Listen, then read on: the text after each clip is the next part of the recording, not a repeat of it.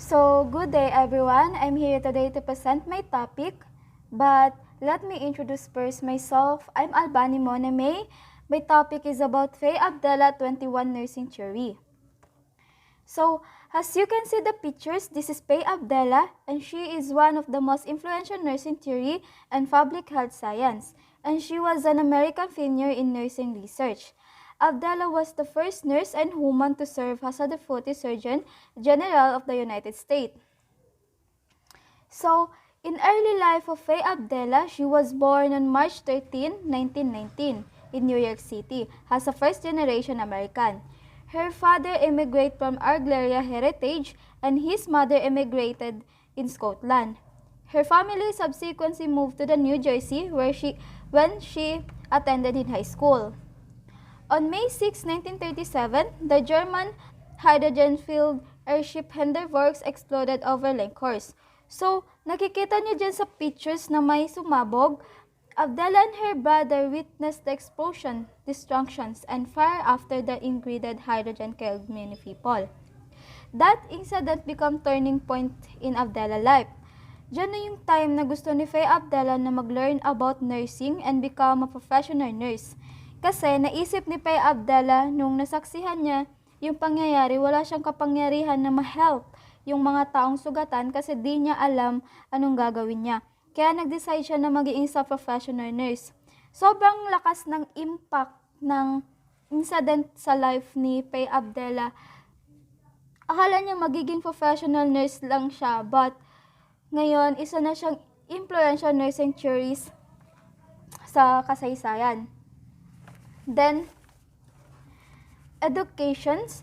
Faye Abdallah earned a nursing diploma from Pinky Memorial Hospital School of Nursing, now known as May School of Nursing. It was sufficient to practice nursing diploma her time in 1940s, but she believed that nursing care should be based on research, not hours of cares.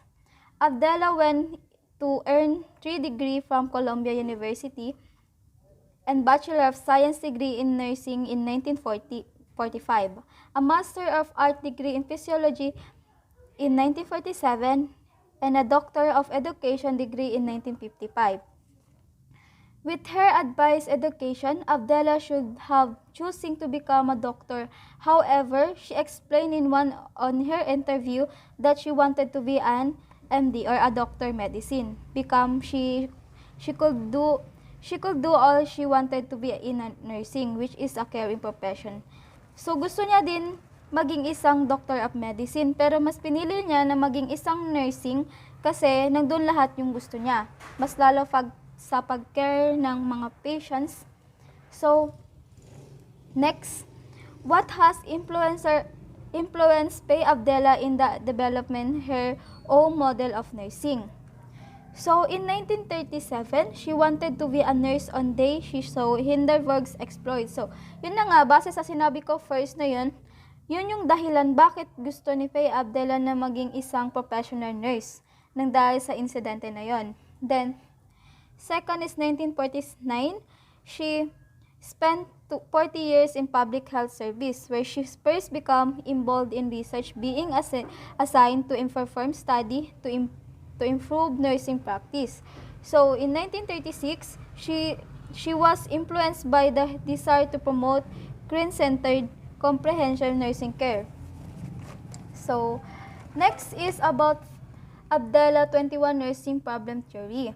According to Faye Green Abdallah theory, nursing is based on an art and science that mold the attitude, intellectual competencies, and technical skill of the individual nurse into the desire and ability to help people sick or well, cope with their health need.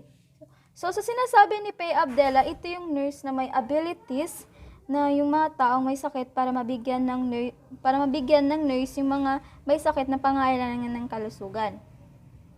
So, the patient-centered approach to the nursing was developed from Abdallah practice, and the theory is considered a human need theory.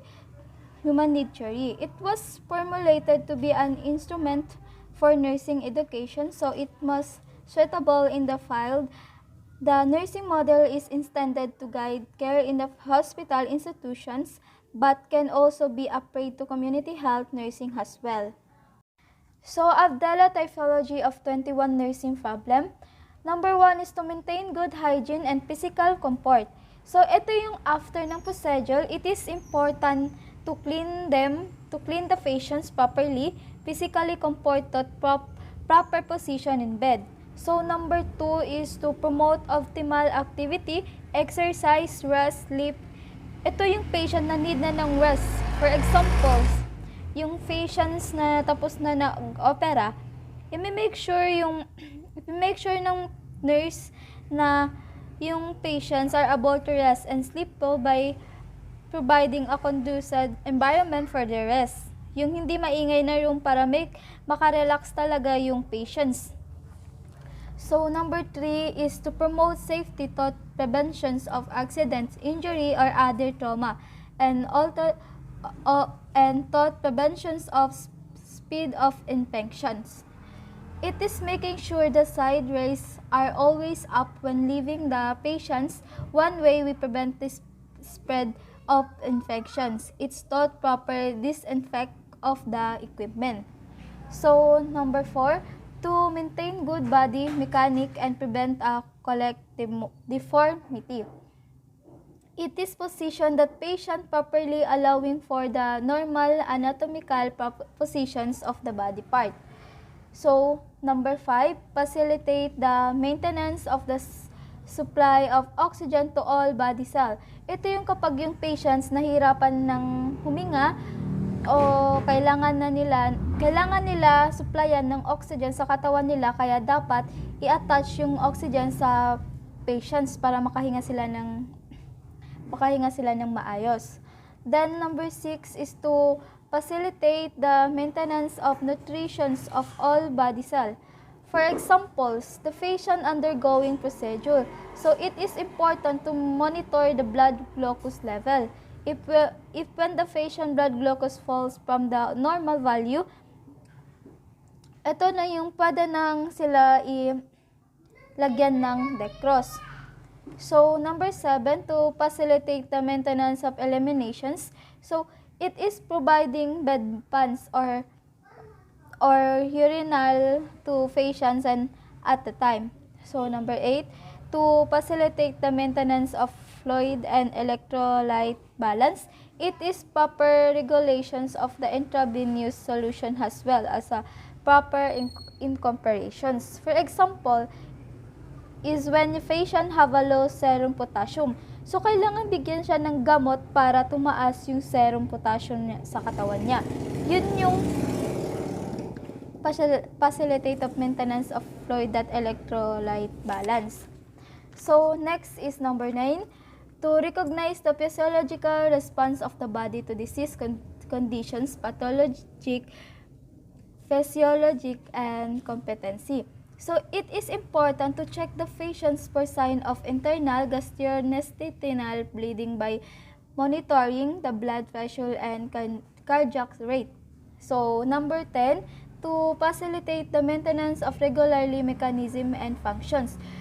So, when the patient has a difficulty in breathing and he's showing an in chest respiratory rates, elevating the head part of the bed is done to facilitate the respiratory functions.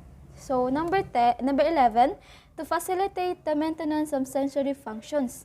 Sometimes there are semi-conscious patients. In these cases, it is still necessary to talk to them while performing nursing interventions to maintain their authority sense. Number 12, to identify and concept positive and negative expression, feeling, and reactions.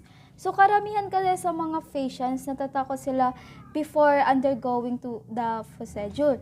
It is necessary to listen to them or to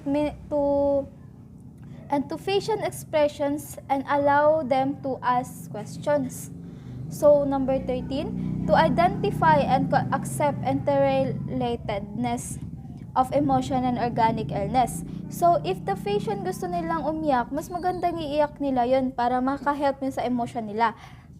Some pasyente kasi diagnosed with malignancy after the procedure, and during this time, the emotion need of the patient is a priority. So, number 14, to facilitate the maintenance of effective verbal and non-verbal community. So, when the patient are not able to express themselves verbally, it is important to assist for non-verbal cause. So, number 8, to promote the development of productive and interpersonal relationship. Allow the patient significant other to stay with the patients before and after the procedure. This allow for bonding and promote interpersonal relationship. So, number 16, to facilitate progress toward achievement of personal spiritual. Yung nurse kasi yung usually nag-busy talaga sa patient in the unit, diba? So, yung patients may benefit from this, allowing them time to practice their faith. So, number 17, to create or maintain a therapeutic environment. It is providing proper lighting, proper room temperature, and quiet room for the patient stay in the unit. So, para makarelax sila talaga ng maayos, dapat yung proper room temperature nila at saka quiet yung room. So, number 18, to facilitate awareness of self as an individual with varying physical, emotional, and development needs. So, care to the patient vary according to their needs. Kailangan mo i-care yung patients according to their needs. Yun yung number 18. So, number 19, to accept the optimum possible goal in the light of limitation, physical and emotional. So, the goals kasi, yun yung each patient's very dependent of the capability of the patients. Just like nutrition goals. Yun yung mini-means ng 19. So, 20, to use community resource as a age reservation problem arising from illness. So, number 21, to understand the role of social as influencing factor in the cause of illness. Some patients who are diagnosed, hindi sila pwedeng kumain ng mga street food, and also avoid drinking water that are not safe. Yun yung ability typology of 21 nursing problem. Next is the major concept of 21 nursing problem. The model has interrelated concept of health and nursing problem as well as problem solving, which is an activity inherently logical in nature. So, individual, she described the recipients of nursing as individual, although she does not delineate her belief or assumptions about the nature of the human being. So, in health or achievement of it is purpose of nursing service. Although Abdallah does not give a definition of health, she speaks to total health need and healthy state of mind and body. Healthy may be defined as a dynamic pattern of functions whereby there is continued interactions with internal and external forces that resort in the optimal use of necessary resources to minimize vulnerability. So, next is a society. Society is including the planning of optimum healthy on local, state, and international level. However, as Abdallah further delineates her idea that focus of nursing service is clearly the individual. So, next is a nursing problem. The current health need can be viewed as problem which may be overt as unapparent conditions and covert as a hidden or centered one. Because covert problem can be emotional, sociological, and interpersonal in nature. They are often missed of or perceived incorrect, yet in many instances serving the covert problem may solve the overt problem as well. So, lastly, the problem solving. Quality professional nursing care requires that nurse be able to identify and solve overt and covert nursing problem. These requirements can be met by problem-solving process involved identify the problem-selected permanent data. So, formulations, hypothesis, testing hypothesis through the collections of data, and dividing hypothesis when necessary on the basis of conclusions obtained from data. So, that's all, and thank you.